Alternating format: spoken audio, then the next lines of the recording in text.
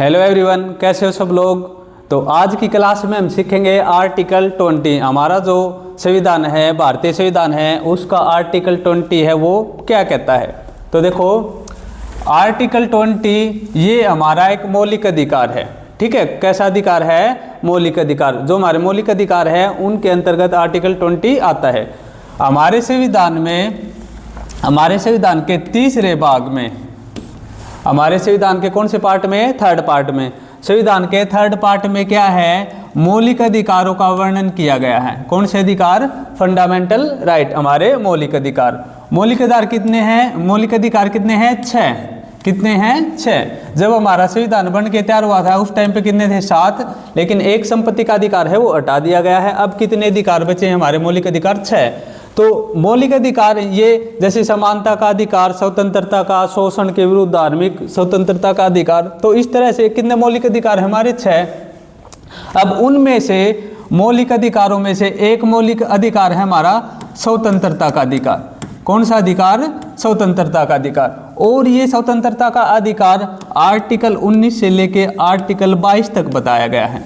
ठीक है, तो 19, 20, 21 और 22 ये सारे के सारे किसके ये सारे के सारे जो आर्टिकल है 19, 20, 21, 22 किसके बारे में बताते हैं? स्वतंत्रता के बारे में। तो आर्टिकल 20 भी क्या है हमारा? क्या है ये? स्वतंत्रता का अधिकार है। कैसा अधिकार है? स्वतंत्रता का। या फिर आप ऐसे समझ सकते हो, आर्टिकल 20 हमें क्या बताता है कि ये हमें हमारी स्वतंत्रता के बारे में बताता है। अब कैसी स्वतंत्रता, क्या बताता है? देखो,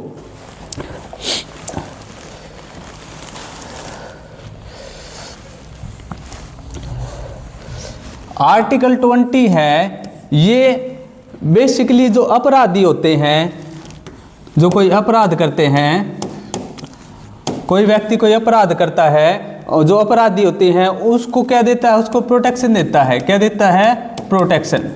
ठीक है, मतलब उसकी स्वतंत्रता के लिए है। अब देखो, कोई व्यक्ति अपराध करता है और उसको प्रोटेक्शन की क्या ज़रूरत है? उसको तो सज़ा मिलनी चाहिए। तो ये तो हमारा आर्टिकल उसकी प्रोटेक्शन करता है। तो मतलब इसका मतलब एग्जैक्ट क्या मतलब है? इसका मतलब ये है कि कोई भी व्यक्ति कोई अपराध करता है तो हमारे संविधान में उस अपराध की एक सज़ा लिखी गई है। ठीक है, तो उस व्यक्ति को उस अपराध से ज़्यादा सज़ा नहीं मिलनी चाहिए। यहाँ पे प्रोटेक्शन का मतलब क्या है कि किसी भी व्यक्ति को हमारे संविधान में एक सज़ा नियत की गई है, सज़ा बताई गई है, उस व्यक्ति को उससे ज़्यादा सज़ा देने से ये रोकता है। ठीक है, मतलब क्या? सिंपल भाषा में कि हमारे संविधान में किसी भी अपराध के लिए जो सज़ा दी गई है उससे अधिक सज़ा नहीं मिलनी चाहिए। ठीक है, राज्य, कोई भी राज्य किसी भी व्यक्ति को संविधान में बताई गई सज़ा से ज़्यादा सज़ा नहीं दे सकता किसी भी अपराध के लिए। ठीक है, अब देखो, ये आर्टिकल 20 में 3 पार्ट्स हैं। ये समझ में आ गया प्रोटेक्शन का यहाँ पे क्या मतलब है? प्रोटेक्शन का क्या मतलब है यहाँ पे कि कोई भी किसी भी व्यक्ति को संविधान में बताई गई सज़ा से अधिक सज़ा नहीं दी जा सकती। तो इसके 3 पार्ट हैं। तो एक पार्ट क्या कहता है? एक पार्ट ये कहता है कि आज के टाइम पे कोई व्यक्ति कोई क्राइम करता है, सिंपल भाषा में समझ लेते हैं। आज कोई व्यक्ति कोई अपराध करता है और उस अपराध की सज़ा है 1 दिन की जेल। ठीक है, क्या है? 1 दिन की जेल, ये सज़ा लिखी हुई है। तो उस व्यक्ति को 1 दिन की जेल ही होगी। ये नहीं है कि आज व्यक्ति ने कोई अपराध किया है और संविधान में उसकी सज़ा है 1 दिन की जेल, लेकिन सरकार क्या करती है? 2 साल बाद कानून बना देती है कि भाई ये जो अपराध था ना वो उसकी सज़ा 10 साल है। और फिर उस 10 साल बाद उस आदमी को पकड़ के लेके आएंगे, भाई यहाँ तूने अपराध किया था, अब 10 साल की सज़ा भुगतनी पड़ेगी। ठीक है, तो ऐसा नहीं होगा। जिस दिन अपराध होता है उस तारीख तक जो कानून बनाए गए हैं या जितनी सज़ा बताई गई है संविधान में उतनी ही सज़ा दी जाएगी। ठीक है, अपराध होने के बाद कोई नया कानून बना के सज़ा नहीं दी जा सकती। ठीक है, पहला पार्ट ये कहता है। दूसरा पार्ट क्या कहता है, दूसरा पार्ट कहता है आर्टिकल 20 का कि एक व्यक्ति को एक अपराध के लिए 2 बार सजा नहीं मिलनी चाहिए। ठीक है, क्या नहीं मिलनी चाहिए, 2 बार सजा नहीं मिलनी चाहिए। ऐसा नहीं है कि भाई यहाँ से कोई आदमी गया और आगे जाके हेलमेट नहीं है उसके पास और उसका चालान काट दिया जाता है, और फिर थोड़ी देर बाद फिर आगे गया, फिर आगे भी एक नाका है पुलिस वालों का, वहाँ पे फिर से उसका दोबारा से चालान काट दिया जाता है। ऐसा नहीं होगा। एक अपराध के बाद एक बार वो फाइन दे चुका है, एक बार उसको सज़ा मिल चुकी है, तो उसको दोबारा सज़ा नहीं मिल सकती। एक अपराध के लिए 2 बार सज़ा नहीं हो सकती।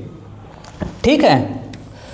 और तीसरा पार्ट क्या कहता है, तीसरा पार्ट ये कहता है आर्टिकल 20 का कि किसी भी व्यक्ति को खुद के खिलाफ गवाही देने के लिए मजबूर नहीं किया जा सकता। ठीक है, खुद के खिलाफ